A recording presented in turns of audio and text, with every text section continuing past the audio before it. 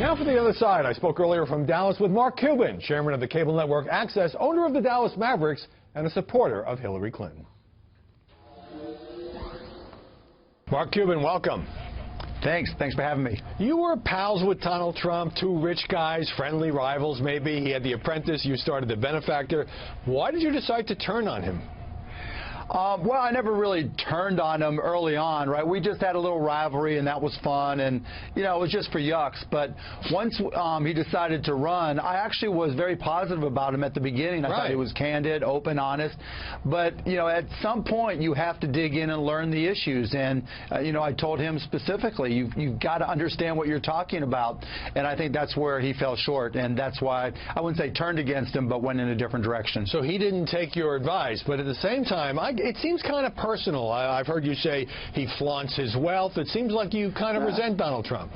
No, I don't resent Donald Trump at all. You know, it's just, look, if he was running for anything other than President of the United States, I could care less. It's an important office, so I thought it was important to reflect on what I thought about him. Now, you would have to admit, I know you're for Hillary Clinton, and we'll get into that in a second, that the media coverage of Trump in the last couple of months has been pretty overwhelmingly negative. Well, that's of his own making, isn't it?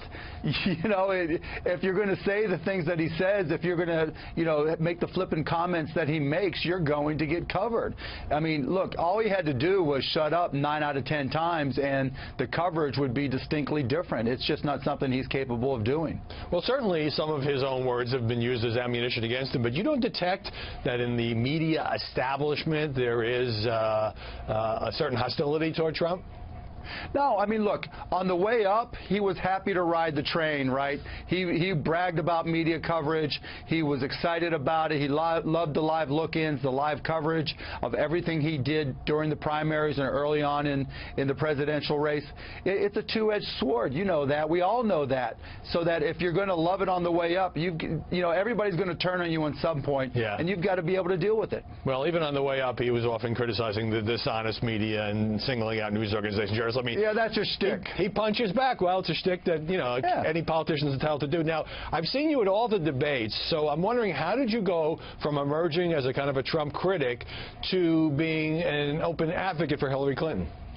Well, once I kind of decided that Donald wasn't qualified to be president, before I endorsed Secretary Clinton, I had to do my homework. I mean, I'm a tech guy, so I dug in on the email issues, and it was clear to me that she dealt with all of her classified documents using hard copy. So, and the FBI reports confirmed that.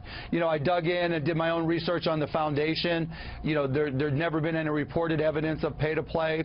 I saw that the foundation did good things. So once I ticked off the things that were kind of the media issues, the branding issues that were assigned against her, I then decided to endorse her. All right, but it sounds also like your main goal is to stop Trump. Let me ask you this. No, not necessarily. I think she'll be, to be clear, I think she'll be a good president. Many people feel that the mainstream press is in the tank, not the Shark Tank, but in the tank for Hillary Clinton, and at least have been much easier on her. Your thoughts? Well, first you have to decide what's mainstream press. Is it, is it the cable news network with the highest ratings, or, who is mainstream? But that aside, I don't think there's any question that there are certain reporters that favor Hillary, and there are certain reporters that favor Donald, and some have more visibility than others. But to say one's in the tank for the other or the other, I don't see as a platform that you can say mainstream media is got it in for Donald and is very pro Hillary Clinton.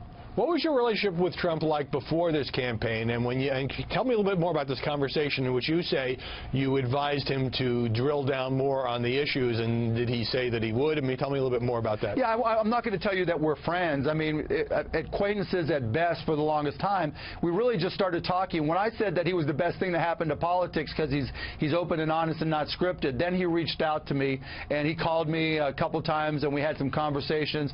But the majority of our interactions were me saying sending an email to his assistant printing them out, him writing a reply, her scanning it back to me, scanning it, and then resending it back to me as an email. And we would have a lot of give and take. And so one time I went on one of the networks and said, look, at this point in time, I'm not supporting Donald. I think, A, B, and C are issues.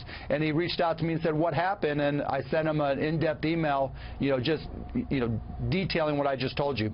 Well, interesting. So he wanted the owner of the Dallas Mavericks on his team, but it obviously didn't work out, or you concluded. Didn't work out, yeah. All right. Now, look, this campaign has obviously raised your profile. So in a Trumpian kind of way, are you building your brand? And having told the Washington Post at one point that Trump has paved the way for someone like you to run for high office, is you laying the groundwork for 2020 here? No, absolutely not. Maybe at the beginning that was a possibility, but now here we are, 10 days or whatever it is prior to the election, and it's the exact opposite. I think rather than paving the way for somebody who's a celebrity or a business person or an entrepreneur, it's actually had a negative effect now. Anybody in my position that would run going forward is going to be compared to Donald, and that's not a positive association. But just briefly, is all the political visibility here helping to build your personal brand? No, not necessarily. I mean, in Texas, it certainly is not an automatic benefit. So no, I wouldn't say it's about building my personal brand at all. I mean, there's a lot. I have a platform. It's really easy for me to get on media. It's really easy for me to send out a message.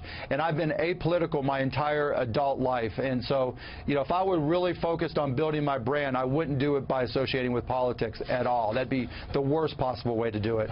I hear you. Mark Cuban, thanks very much for joining us. Thanks, Howard. I really appreciate it. Thank you.